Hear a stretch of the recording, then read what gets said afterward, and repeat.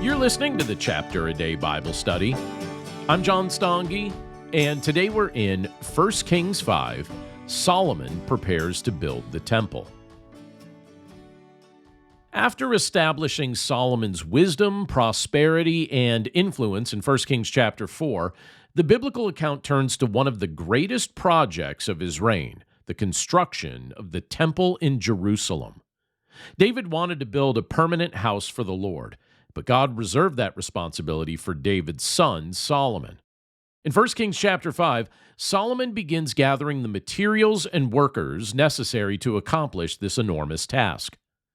Now, the chapter begins with Hiram, king of Tyre, sending his servants to Solomon after hearing that he had been anointed king in David's place. Hiram had been a friend of David, and Solomon recognized that this existing relationship could help him obtain the materials that were needed for the temple. Solomon explained to Hiram why David hadn't built the temple. In verse 3 we read, "You know that David, my father, could not build a house for the name of the Lord his God because of the warfare with which his enemies surrounded him, until the Lord put them under the soles of his feet." David's reign had been characterized by warfare. God used David to defeat Israel's enemies and establish the kingdom, but the temple would be constructed during a season of peace. Solomon recognized that his peaceful circumstances weren't accidental. They were a gift from God. In verse 4 we read, "But now the Lord my God has given me rest on every side. There is neither adversary nor misfortune." Solomon was enjoying something David had fought to establish. One generation battled enemies, while another generation was given the opportunity to build. Both roles were important in God's purposes. There are seasons when God calls his people to fight difficult battles and endure opposition or establish foundations that someone else will build upon.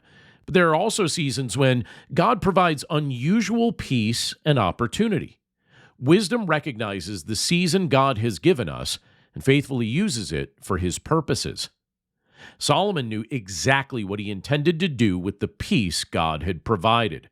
In verse 5 we read, "And so I intend to build a house for the name of the Lord my God, as the Lord said to David my father, your son whom I will set on your throne in your place shall build the house for my name."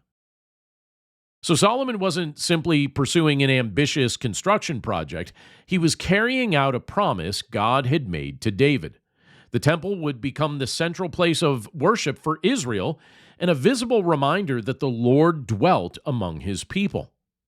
Solomon asked Hiram to provide cedar trees from Lebanon. The Sidonians were renowned for their ability to cut timber, so Solomon proposed that Hiram's servants work alongside his own. And in exchange, Solomon would provide food for Hiram's household.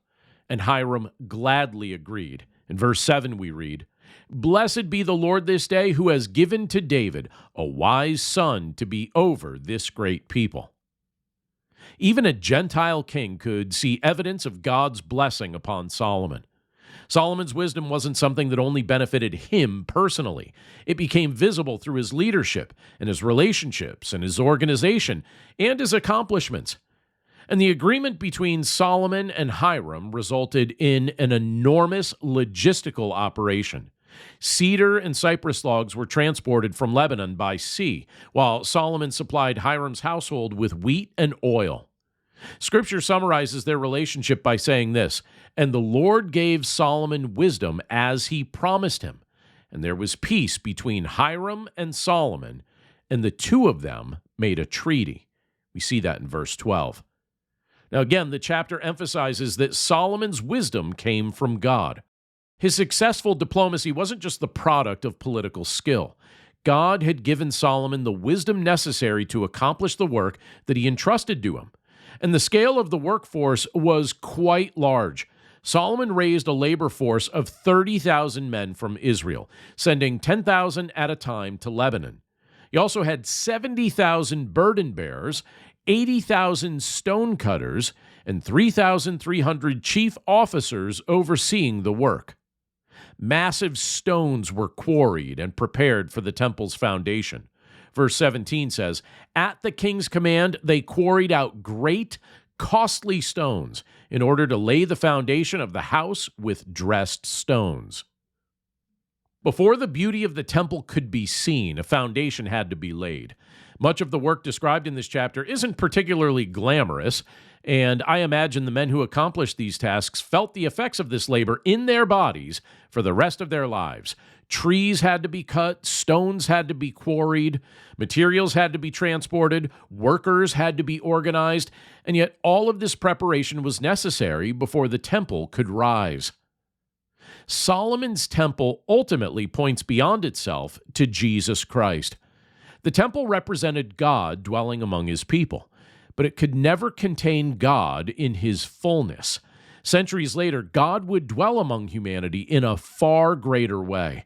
The Apostle John tells us that the Word became flesh and dwelt among us. We see that in John 1:14. And again, as we've mentioned in previous episodes, the word translated dwelt carries the idea of tabernacling among us. The presence of God that Israel associated with the tabernacle and the temple that ultimately came among us personally in Jesus. Jesus even identified himself as the true temple when he said in John chapter 2, "Destroy this temple, and in 3 days I will raise it up." The Apostle John explains that he was speaking about the temple of his body. Well, Solomon built a house where sacrifices would continually be offered. Jesus came as the final and sufficient sacrifice.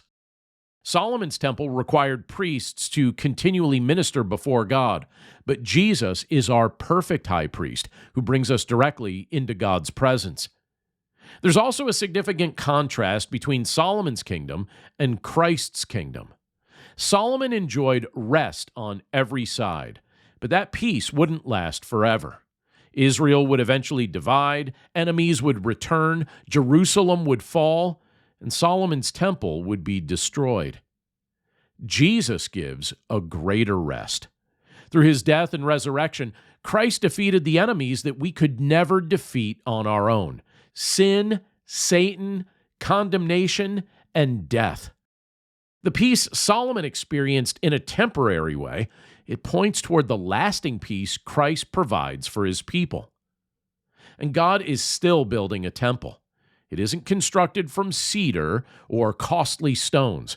Scripture says that believers are like living stones who are being built up as a spiritual house. We see that in 1 Peter chapter 2, verse 5.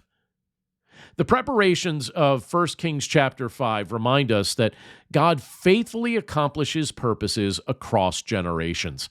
David prepared, Solomon built, Hiram supplied materials, thousands of workers contributed their labor, and yet behind all of them stood the sovereign God who had promised that the temple would be built. And God is still building his people today. Christ is the cornerstone, and everyone who trusts in him becomes part of the spiritual house that God is constructing. Solomon's magnificent temple was eventually reduced to ruins, but the kingdom Jesus is building will never fall. Thanks again for listening to today's episode of the Chapter a Day Bible Study. For more resources to help you in your walk with Christ and your understanding of the Bible, please visit my website at BibleStudyHeadquarters.com. And if you'd like to partner with me by becoming a supporter of this ministry, you'll see a few options to do so, again, at BibleStudyHeadquarters.com or in the description of this episode. As always, thank you for your prayers, thank you for your support, and thank you for your willingness to share this content with others. Have a great day, and I'll see you again right here tomorrow.